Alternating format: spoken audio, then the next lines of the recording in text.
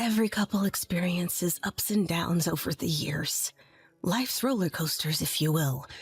But in our case, my husband Stephen and I had managed to sail through 40 years without any major turbulence.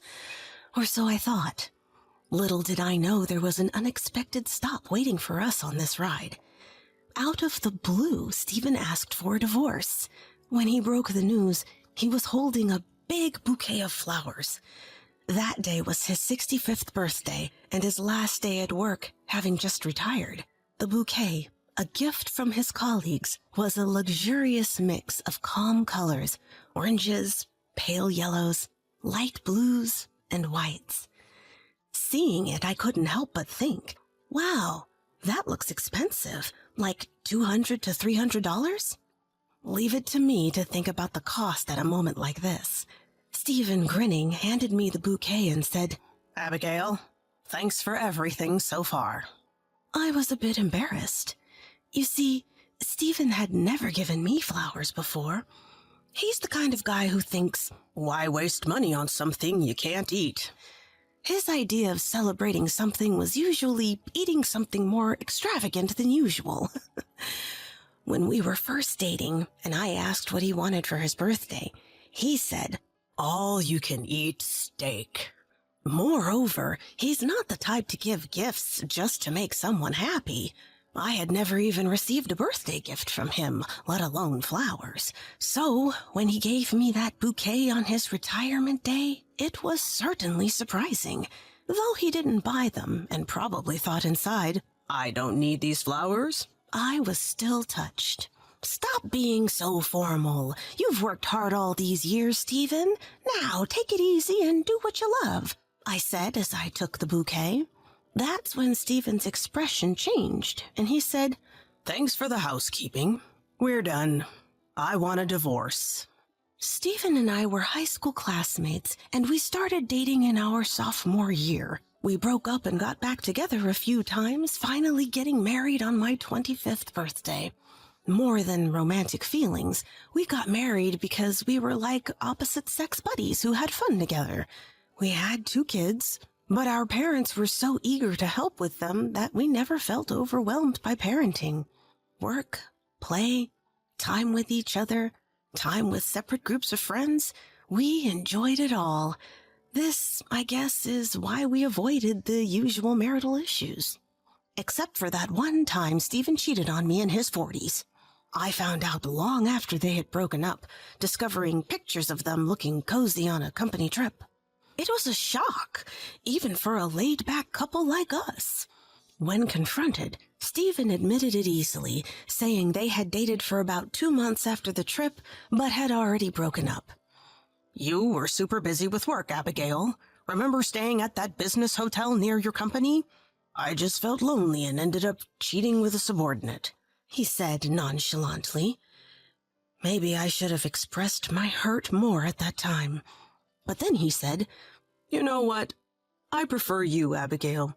That other woman was so demanding, always wanting jewelry or to watch romantic movies. Made me appreciate how great you are." I was inclined to forgive him, so I never really took any action. I even decided to quit my job, thinking I had also been neglecting Stephen. But that's how it goes in marriage, right? Well, it seems Stephen didn't feel the same way. According to him, things were off since our honeymoon. I wanted a food-centric trip, but you went ahead and chose a sightseeing itinerary. Sightseeing only makes you hungry, and the food was just average. I knew then you weren't considering my feelings, he said. Really? You felt this way for 40 years? Who was it that seemed to enjoy all that sightseeing on our honeymoon? You were the one who signed us up for a late-night optional tour, leaving me alone at the hotel, jet-lagged. Jet lag is all in the mind. If you were really looking forward to the honeymoon, you could have slept on the plane, he retorted. That's just ridiculous. Stephen's always been selfish, but I never realized how bad it was. Look, I'll give you a month to pack up and leave, he said before heading to his room. And there I was, setting up a special dinner table with a high-end steak, wine, and cake from a famous pastry chef. I couldn't hold back the tears anymore. The next day, I confronted Stephen to ask why he was considering divorce. Then Stephen said, "I needed you when I was working, but now that I'm retired, a housekeeper can easily replace you," he replied, cold as ice. Well, since then, he's barely interacted with me. He doesn't eat the meals I prepare or put out his laundry. When I ask him how he's managing, he said he's dining out and using laundromats. "Even if you leave, I can manage on my own," he claimed. So that's it. I was nothing more than a stand-in housekeeper while he was working. I decided to consult our children about it. We have a 39-year-old son and a 37-year-old daughter, both married and living nearby. Since they were both married and lived in neighboring cities, I called them to a coffee shop and told them I was planning to divorce Stephen. When I told them, my son Kevin immediately said, "Well, it's about time, isn't it? But when did you find out?" Find out what? I could see the shock on Kevin's face mirroring my own. "What? You didn't know? Dad's cheating with a younger woman." According to Kevin, while he was walking through a bustling downtown area for work, he spotted Stephen and a younger woman heading towards a hotel. Caught off guard, I asked him about it. "It's just for fun, and Mom knows." Stephen apparently justified himself. "Look, when I was 20, Dad cheated with someone from his office, remember? Mom was cool about it then, so I figured it was the same this time." I couldn't believe Stephen was cheating again, and lying about it too. Just then, my daughter immediately suggested hiring a private investigator to look into Stephen's actions. Right, no time to be shocked. I'm going to find out everything. After a week of investigation, it turned out that Stephen's affair was with the receptionist at his office, and he was giving her a monthly allowance. When I listened to a recorded conversation captured by the investigator at a cafe, they were discussing a sum of around $1,000 per month, and the woman was asking for more. Stephen's response? "I'll be divorcing my wife soon, so let's get married. I'll give you a generous allowance." So that was the plan, to kick me out. Kevin and the kids suggested that I talk to this woman, but I want to give Stephen and her a real shocker.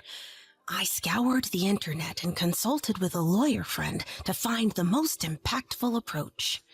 A few days later, I called Stephen into the living room. "I'll agree to a divorce, but not until we settle on alimony and asset division," I began. Stephen eagerly responded, "Half the money in each of our accounts and half the value of this house and land after the mortgage is paid off. That's fair, right?" "That's asset division. Let's discuss alimony first. I want $50,000. "Why should I pay anything?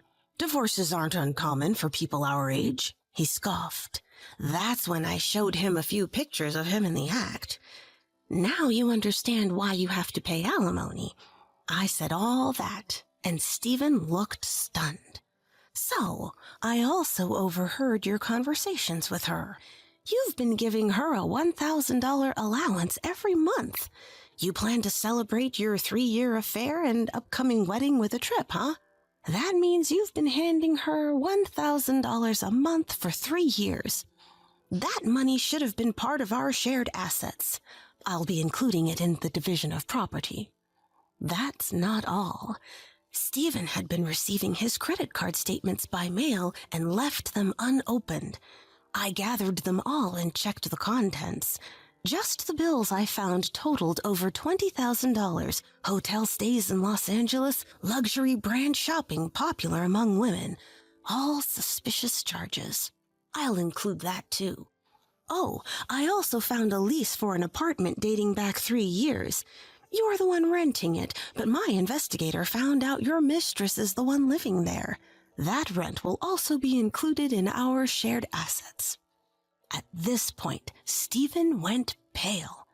Of course he would. We're talking about nearly $100,000 here.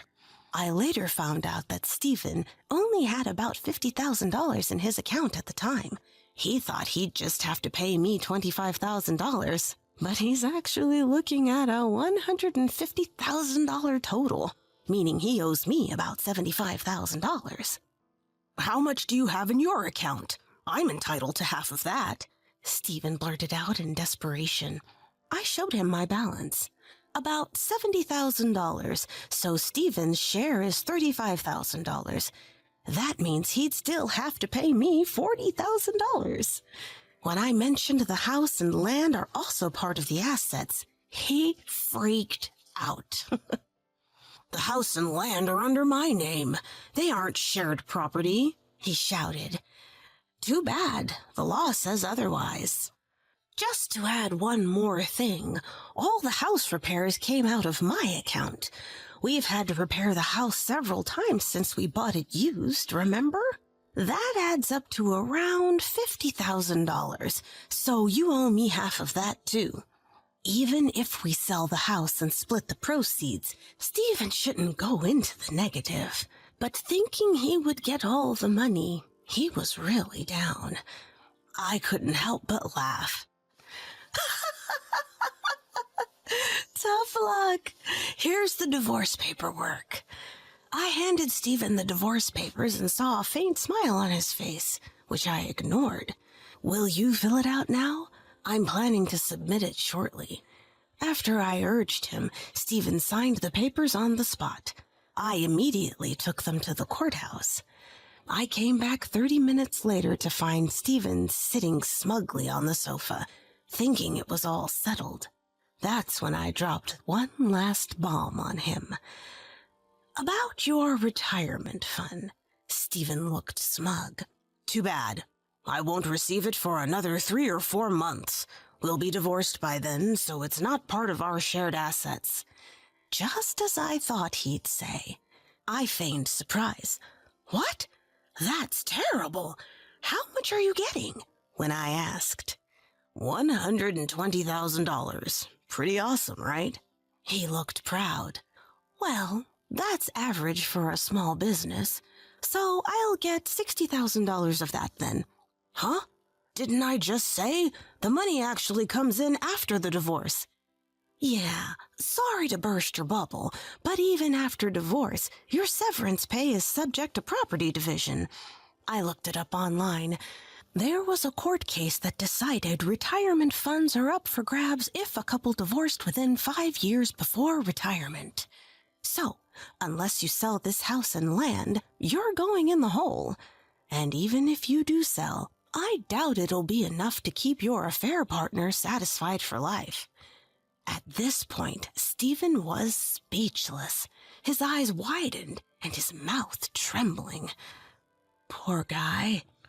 For reference, our house is valued at about $300,000.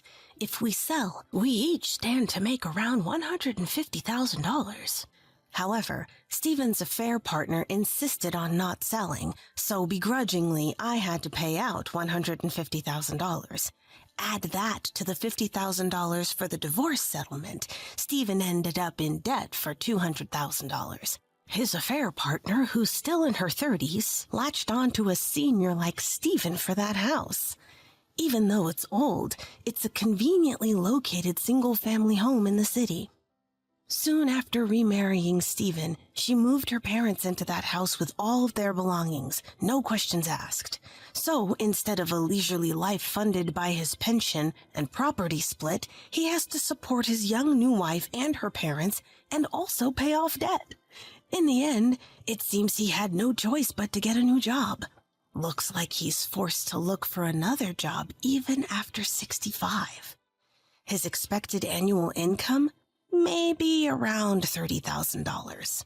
And since I claimed a $20,000 compensation in the divorce from that woman, their marriage is a mess now. I guess it's only a matter of time before she takes over the house. Speaking of which, the rental apartment Stephen contracted for her is another headache. Since he wasn't the one living there, it's a breach of contract. I tipped off the management, so now he also has to pay a fine.